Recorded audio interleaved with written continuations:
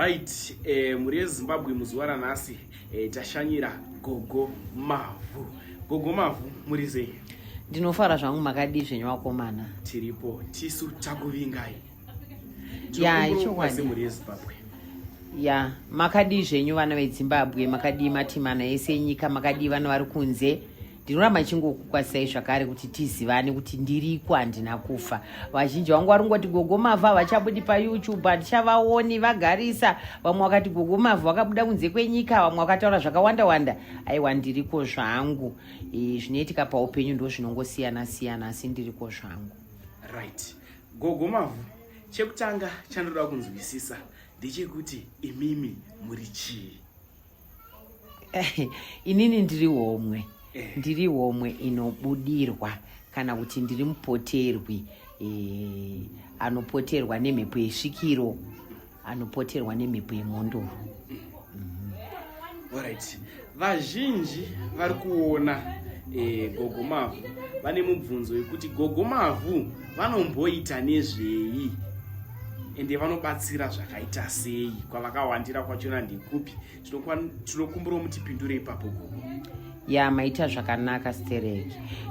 Inini ndiri mupoterwi saizvozvo, ndiri svikiro, ndiri mushoperi.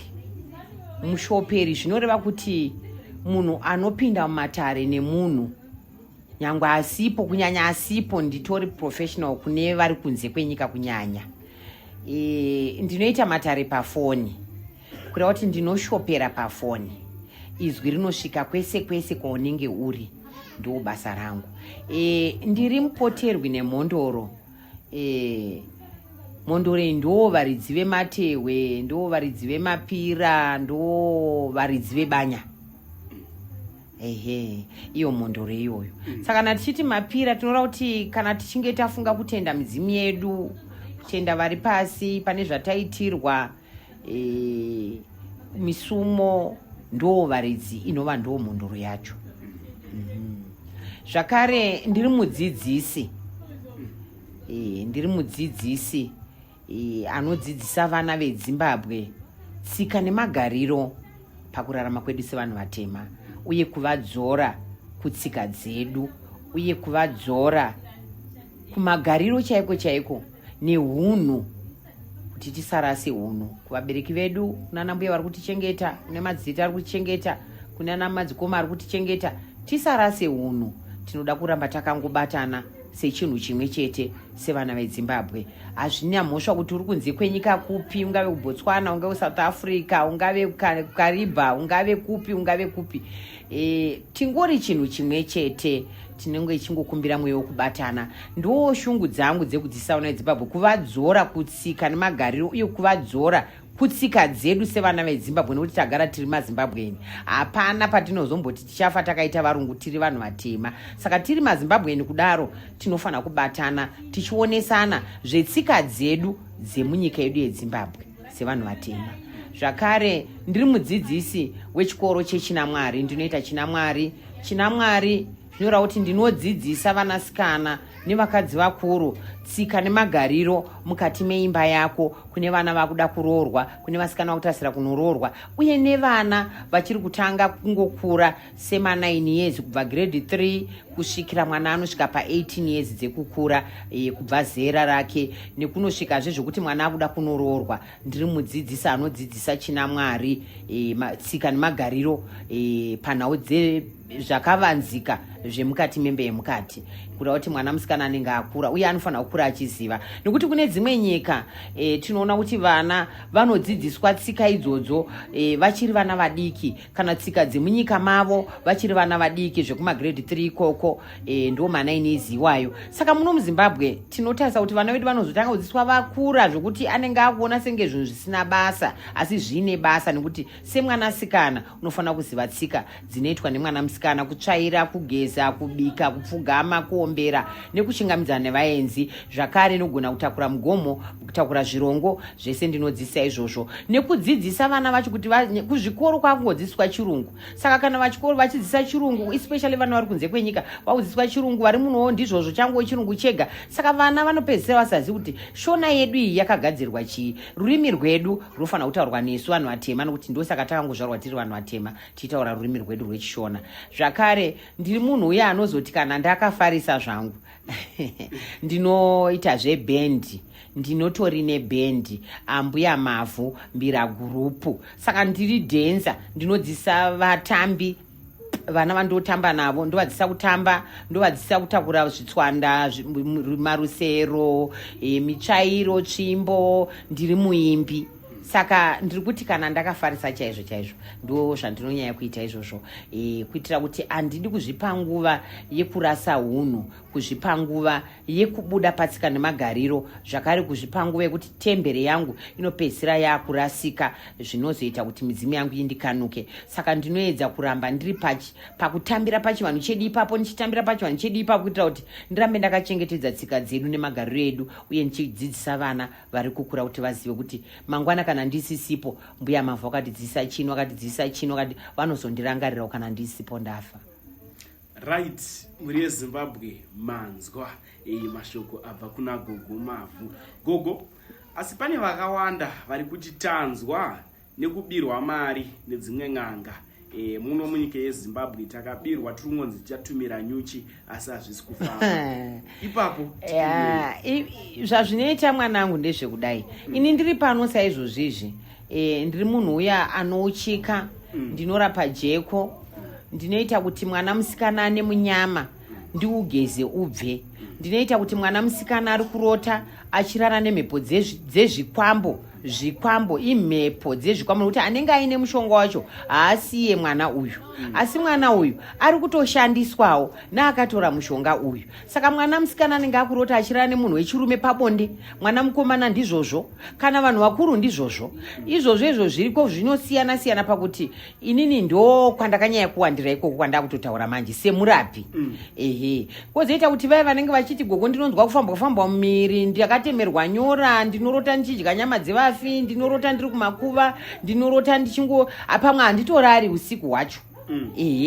Ndo kubasa kwangu ikoko. Kozoita vane mashavi echipfambi, haachadi shavi racho, rinotobuda rogezwa robviswa. Kozoita vane mhepo dzengozi, dzinotobuda dzobviswa dzogezwa, ndo kubasa kwangu ikoko. Zvakare ndinozotaura ndichiti kuvanhu zvipotso kana kuti mipotso zvikandwa, kubasa kwangu kwese ikoko.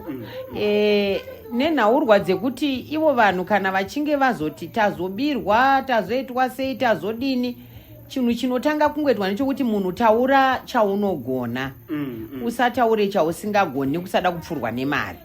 Saka ukataura zvaunogona, zvinobatsira ruzhinji rweZimbabwe kuti ruzive kuti kana taakusvika pambuya mavhu, chokwadi zvembavha vanozvigona, chokwadi zvenyuchi tichapuwa ipapo. Zvinoindoti iwe zvenyuchi handingazviziva, asi tsika dzedu dzemagariro kubva pasi risati rambodii kupanduka kwaro. Nyaya dzembavha dzakangogara dzichizikanwa kuti mbavha dzinoda kutotarirwa. Uchingopuwa musha wako usati watombovakisa, gara wati pauri kuisirwa hoko paya, iwe wotoisa hoko yako usati wavakisa, yekudzivirira mbavha kuti dzingosviba mweka dzasvika pamusha pako. Ndo zvinhu zvandinonyanya kudhila nezvazvo chaizvo, ndo mashandiro andinotoita iwayo. Zvekuzotiwo kuna nanyuchi, kuna nani, zvananyuchi handizvikwanisi nekuti ndakazoona sekunge zvinopanduka here, kuti nyuchi dziya dzine zenge dzaa zvinhu zvaakungozokanganisa vanhu kurarama. Right. Gogo, pane shona inoti kutsiga musha, akupanzwisisa ipapo zvinofamba sei? Ainzi kunonzi kutsigisa musha. Kutsigisa musha, kugadzira musha. Kureva kuti musha unenge wakashama, musha wese unoda ruzhowa. Ruzhowa runotaridza kuti iwo kana watarirwa pako pangu pandogumira ndepano. Zvakare vanenge vari kunze kwemusha iwoyo havangopindi kupinda kwati kutaura usiku, kupinda makuseni kana kuti masikati kana kuti manheru, kupinda usiku vanhu vese varara. Vanhu vakungobvakacha mumusha imomo. Saka zvinozozara mumusha imomo zvine zvati wandei, zvikange zvati wandei zvakureva kuti makugara nezvimwe zvinhu zvevamwe vanhu zvisiri zvenyu. Saka musha unenge uchida kugadzirwa kuti utsige. kunonzi kutsigisa musha. Kusina urombwa, kusina uko dzinopanduka, kusina uko dzinobvira kuti makazogadzirwa musha nangana ngano yakazosiya zvakati pano zveshuwa vazhinji vanodaro. Nekuda kwokuti unozoona kuti musha hakuna musha unogadzirwa munhu asina kupfeka zvawakaita ipapa bhonzi kurira hembe dzese wogwesha nemagaro uchivhara hokwe idzodzo usina kupfeka usiku. Zvakaoma izvozvo nokuti mishonga yakaipa ine mhiko. Mangwana hokwe idzo dzinopanduka dzakupandukira vana kana kuti vabereki vacho muzopedzisira mudzinza hamusawirirani. Kugadzira musha hakudi kuti mbambo dzacho dzitsvetwe zvemhiko zvokuti mangwana munofuma wenza musha muno hamudi kuiswa rambi, musafambe nerambi. Ima majaira kufamba nerambi muchiinda kwamuri kuenda kuri kunaya kune rima hatichaoni kuti tonanga papi, toisa rambi iroro zvanzi zvinhu zvedu zvatokanganisika ipapo. Mhiko idzodzo dzakashata, asi variko vanotozviita zvemhiko izvozvo. Kwozoita kungogadzira musha kwakangogara kuchizikanwa pasi chigare kubva kumhondoro dzedu kwakungotsigamisa misha yedu zvisinei nemhiko zvisinei nechinyi zvinozopanduka zvichibvira kana kuzonzwa. Vazhinji vari kuchema mwanangu nenyaya yekugadzirwa misha iyi, nekuti mimisha macho unonzwa kuti chasiya chagadzirwa ipapo. Unonzwa musha handiti munoona marata chinorova chikwambo icho unotonzwa kuti ko chichipinda, utonzwa zimutsindo pamusoro pemarata chichipinda mukati. Wonzwa futi kwakuma3 kuti kwakuma4 chinorova futi ko chichibuda. Woza kuti pano patoita chinhu pano zvokuti vanhu kana vachiroja vanotiza kuti kwicho chinomborova kudai chine mutsindo wakadaro chii, ko kana chikasazorova madziraya chicharovani. Ndogona kurisika life yangu. Vazhinji vari kuchema nazvo.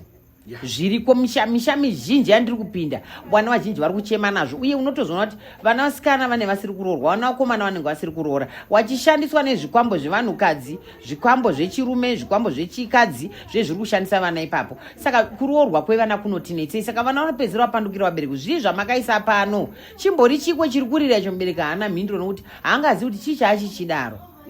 Vane vakanganwa kuti takambotora munhu pano n'anga hadzidi kuwandisa pamusha kuti botora nhasi uno watora nhingi mangwana watora nhingi. Mhiko dziya dzinotanga kupisana dzorwisana zvototanga kuita mashiripita anotyisa. Pedzezvo vanhu pamusha hamuchatowirirani zvatoipa. Saka zvinoda kuti mutange maongorora kana muda kugadziriswa misha yenyu kuti munhu watiri kuendera isvikiro here, imhondoro here, in'anga here, woziva pekutangira. Asi kana yava sarudzo yako kana ukasangana nezvaunosanganawo nazvo aiwa hauna unochema naye kuti ndionenge wakasarudza zvinhu zvakadaro. Alright. Tiri ipapo gogo ndichabvunza mubvunzo wekuti pane vabereki vakasiya varomba vana vatambudzwa nezvidhuma mimisha. Imi munokwanisa kuzvibvisa here gogo? Chandinotaura mwanangu ipapo wabvunza mubvunzo wakanaka zvikuru kwazvo. Vanhu vanzwa nekunyeperwa. Taura chokwadi kunzi atinochibvisa. Vanoswera vachigadzira zvidhori zvavo zvinotyisa, makanda enyoka woisa mabhatiri nyoka idzodzo, nekuti pamusha apa panzi pane zvakasiwa zviripo pamusha apa zvoda kubviswa. Saka vanhu vanotoswera vari kwamupedza namo vachisunga vachisona vachidi woisa mabhatiri. Manheru vakuya kuzokubvisirai. Vamwe vanotopfeka zvokuti hamutombooni kuti paari ipapo chitorimo muhembe umu. Pakunobvisa paya vakunyeperwa. Chabviswa ndechauya nacho, chechokwadi hachina kubviswa. Handi muri kuzviona nekuti chikwambo dzinenge zvakabatwa iri mushonga. Chikwambo mushonga, asi mushonga unodini unopanduka sekudai. Munhu anenge aitamba bhokiseni rake achida kuti iye aite zvivindi akurire vamwe asanze akurirwa. Handi muri kuzviona anotemerwa nyora kuti asimbe. Kutemerwa nyora chaunosimba chii wakangozvarwa wakasimba? Handi muri kuzviona kupuwa masimba asi redzinza rako. Paunopuwa ipapo unotopuwa nemushonga unonzi uyu mushonga weugare nawo. Paunenge wakunoita tsiva dzako mushonga unotanga wautaurira ndakuenda kutsiva ndakunorwa hondo. Unotaurirwa chii mushonga uyu? Handi muri kuzviona imhiko kadzinopanduka idzi. Saka ipapapo chinenge chifanira kunge chichibviswa mushonga. Mwe yacho inenge yakatotsakatika asi muropa remunhu zvirimo. Mwe yacho inenge yakatodiswa muvhu pamwe yakatoora asi muvhumu zvirimo mushonga inenge yapanduka. Handi muri kunzwisisa. Saka kupanduka kwayo hakungagadziri gudo.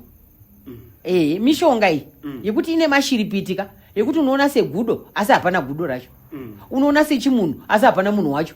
Unoona sekuti inyoka asi hapana munhu. Asi nyokawo dziriko dzinotochengetwa zvechokwadi nevanhu. Izvo ndakasangana nazvo mukugadzira misha yevanhu. Inini ndinogadzira misha yevanhu. Ivo sekuru mhondoro yevanhu ndo basa ravo.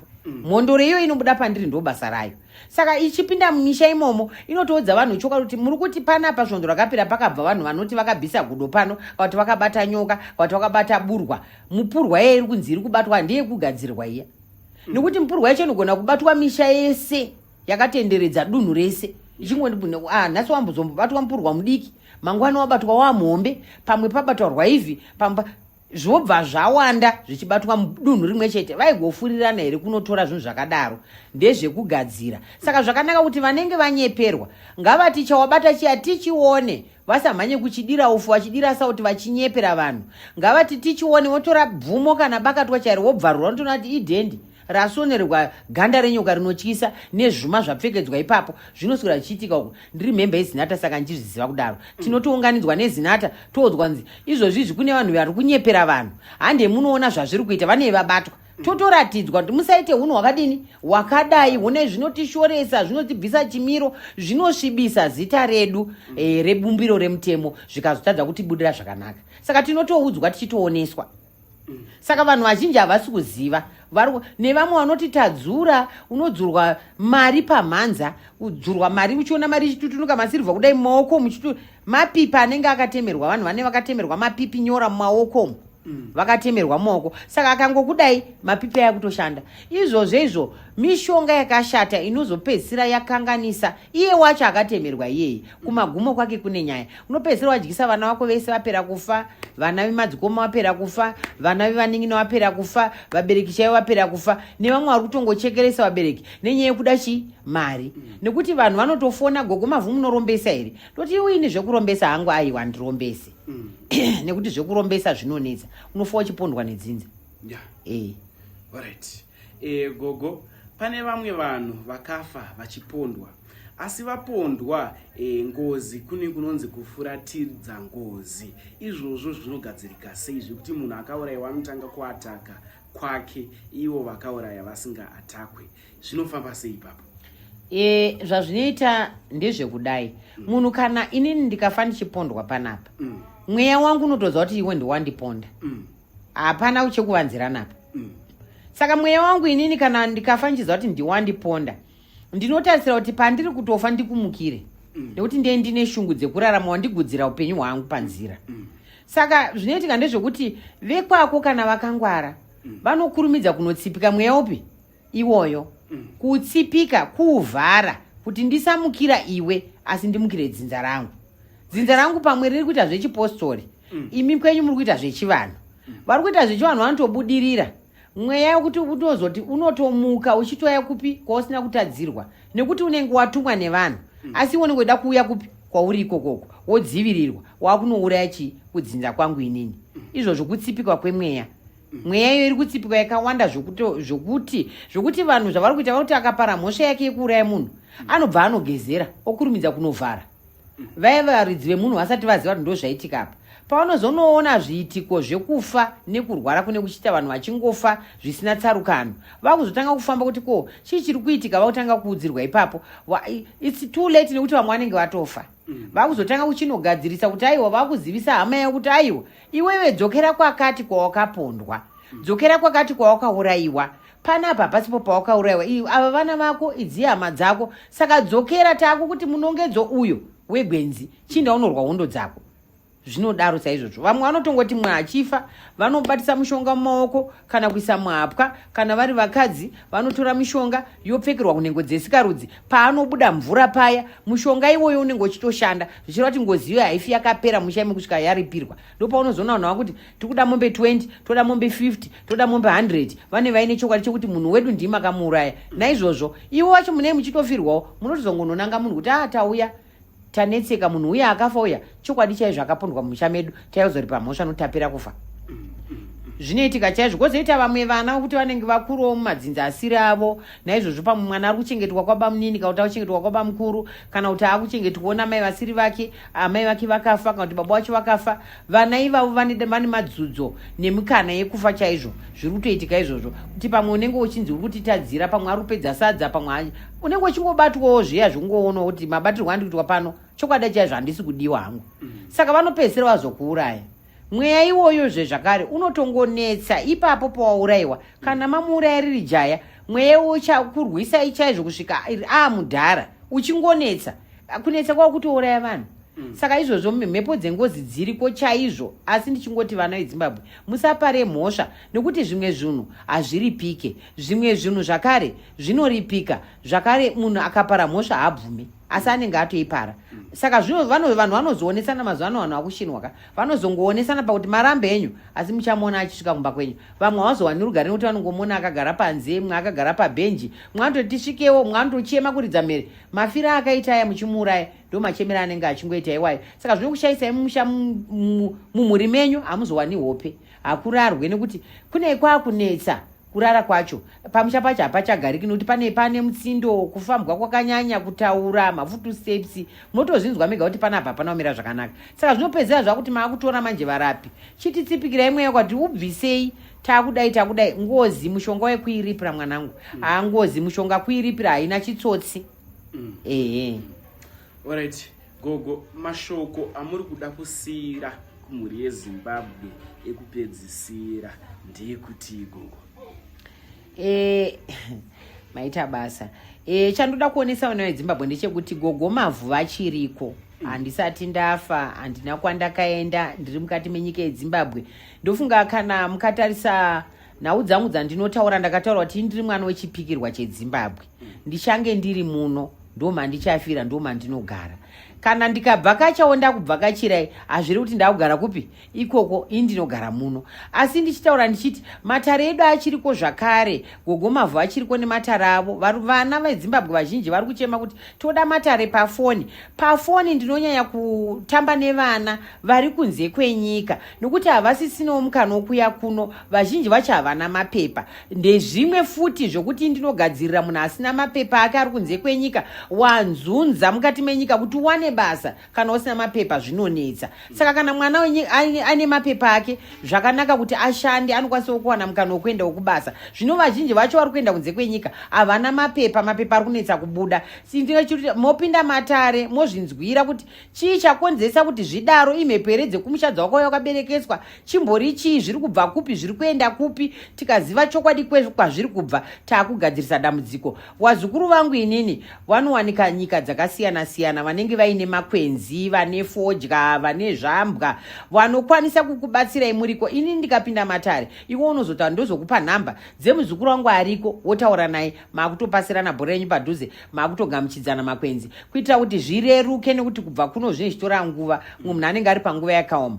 Saka izvozvo zvinokubatsirai kuti mukwanise kusunungurwa zvikuru kwazvo nekukasira. Zvakare matare acho emuno muZimbabwe, ndinongoti vazukuru, matare anoitika pano chaizvo zvakanyanyisa, ndo basa rangu iroro. Asi ndiri kuti kana uri munowo munyika yeZimbabwe, regai kushora matare enyu. Zvakanaka kusumudza tsoka kure kwegava ndokusina mutsubvu. Zvakanaka kunozvionera pamhino sefodya kuti zveshe wambuya mavhu acho ndizvo here kuti ndivo. Wosvikawo panzvimbo, nekuti tiri teseka muno muZimbabwe. Wosvikawo kune vazomanikidzikawo zvavo kuti aiwa ndamanikidzika hambuya, ndibatsireiwo ndoita sei. Aiwa tinongoita matare ipapo noti munhu haangafi zvake, tinoita ipapo. Asi chandinorambira kuti vana veZimbabwe vemuno vane hundururani hwavainawo.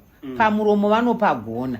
Zvakare kana vanhu vakawandirwa nevarapi, nekuti tiri local katese, vanotsvinya. Saka ndiri kuti ini izvozvo zvinongozondipa kuti nditi uyai pagiraundi tisangane ipapo. Asi ndisingakangani kukwazisa nekuonekazve ivo vana vane masari, vane mafibroids mudumbu, kunyanya masari, mafibroids, vana vatambudzika. Kati mafibroids aya anotorwadza nekuti ukaira waoparetwa uine mafibroids hauchafa wakaita mwana pasi pezuva.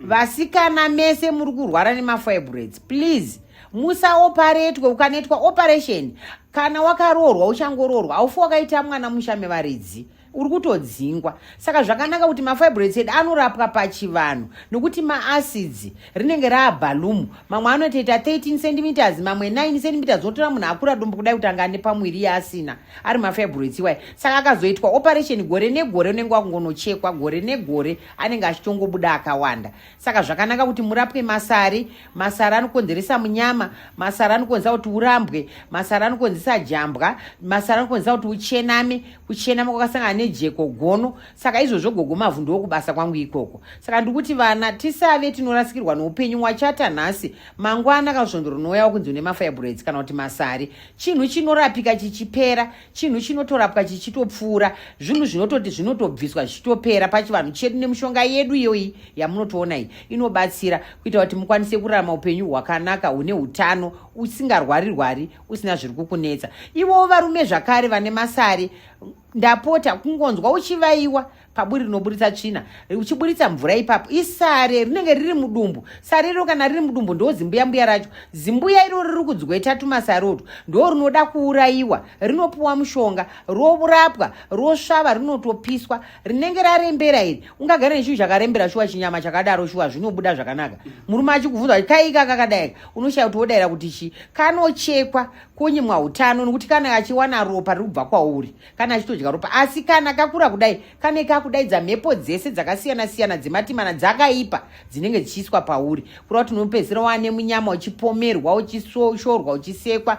Nevanokwindimara vaya matara ari pano, kune vana vazhinji vanonzwa kukwindimara hazvinya kuti uri murume kana kuti uri mukadzi. Shavi rekukwindimara kana rakubata unonzwa kuremerwa pamafudzi, kunzwa kuti izvozvi pamafudzi pangu pari kundiremera. Vazhinji vana vari kurarama nyama dzavo dzisina kutambanuka, vasina kusungunuka, vasiri kunzwa kufara nenhaurwa yekuremerwa pamafudzi pavo. Kuremerwa ikoko ndo anonzi mabvuri. Unenge wakaberekeswa mhepo isiri yedzinza rako ndosaka ichikuremera. Vadzimu kana varipo havaremi, vanotodzinganiswa nemhepo iyoyo. Ndo paunozorotawa kudya nyama dzakasiyana-siyana, chikafu chakasiyana-siyana, utori uberekeswa ihwohwo. Unenge watoberekeswa shavi rehuroyi raakushanda riri pauri, wedha uri murume kana kuti uri mukadzi. Izvozvo ngatizvizivei. Chekupedzesera ndiri kuti kuvarume vese, hei, vakadzi muri kuvada, vakadzi muri kuvada. Zvino dambudziko rokuti unoda vakadzi 70 iwe uri 1, musana wacho wakaneta wakadhamba, zvinoitika mbeu yacho inenge yakatoita nhete kare kare.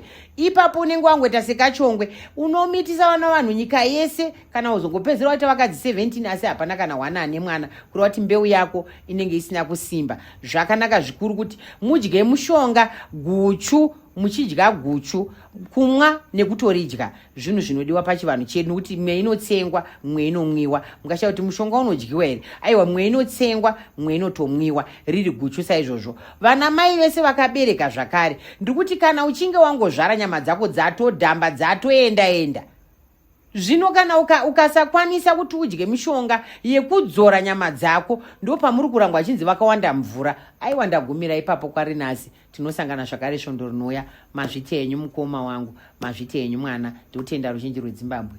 Namba dzagogo dziri pascreen.